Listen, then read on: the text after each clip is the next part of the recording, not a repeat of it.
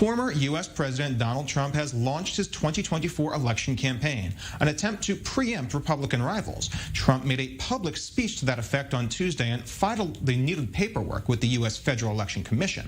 The speech was tame by Trump standards, blasting President Biden's record and promoting his own policy achievements. The announcement underlines a growing rift in the Republican Party as longtime establishment figures blame the former president for the party's catastrophic midterm performance, on the edge of just barely gaining control in the House of Representatives and losing ground in the Senate and governor seats, when economic indicators and polls predicted a full sweep of governmental positions. Meanwhile, Trump has even begun attacking the record of his presumptive primary challenger, Ron DeSantis, who enjoys massive support in his own party and threatens to split the base before 2024. We're now joined in studio by David Wiener, the Director of Field Operations for Republicans overseas in Israel. David, thank you very much for joining us. Thank you for having me. Before we start, we are going to throw to a Donald Trump soundbite from his announcement last night, and then we're going to come back to you on that. Sounds good. America's comeback starts right now. In order to make America great and glorious again, I am tonight announcing my candidacy for President of the United States. I will ensure that Joe Biden does not receive 4 more years in 2020. Our country could not take that. And I say that not in laughter. I say that in tears. Our country could not take 4 more years. It can only take so much. To really understand this, David, we sort of have to autopsy the midterms a bit, which should have been, by every indicator, a Republican blowout. But long-term Republicans are saying that the reason it wasn't was entirely the fault of the former president. What do we make of that, and what's this going to do to the party as we move towards the 2020-24 elections? Right, so it could be, you could look at it 2 different ways.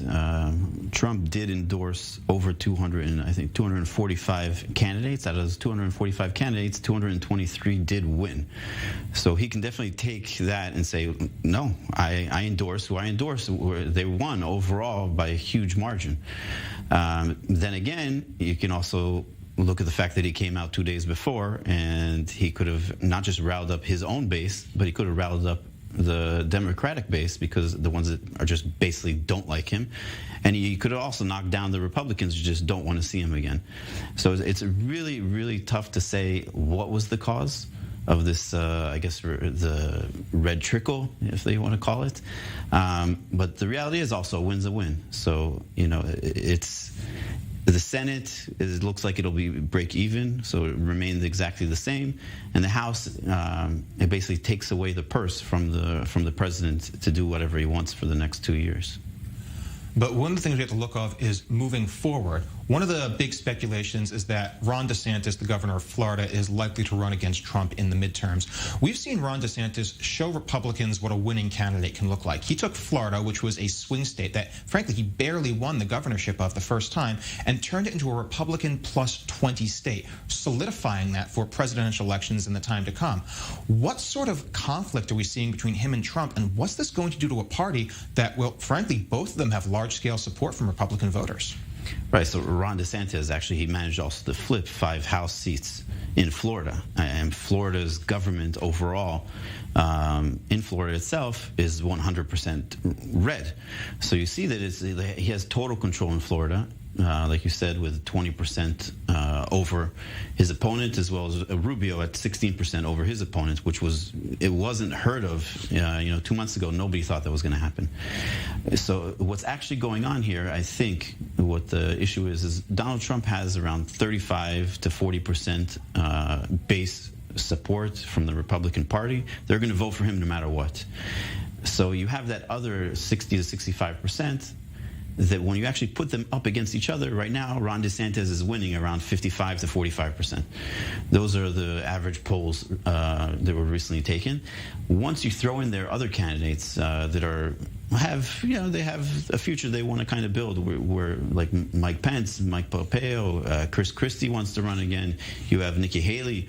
All these people, they start taking away from Ron DeSantis and actually help Trump. So the question really is, how many people are going to be running in the primaries for the Republicans?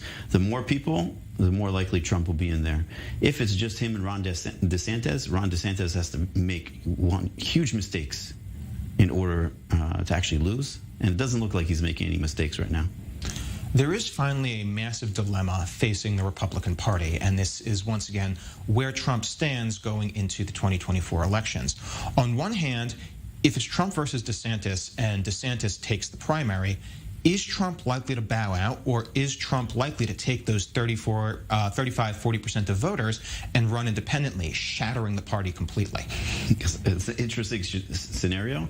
I don't think he will. I think he learns from history a little bit, right? So you saw last night he was very presidential compared to his usual self. He didn't attack anybody other than Biden, like you said. And I think you look back at Ross Perot, right? Ross Perot was independent that ran during the elections with Bush and Clinton, and he basically took all the votes away from Bush. If it wasn't for that, the Republicans would have stayed in power.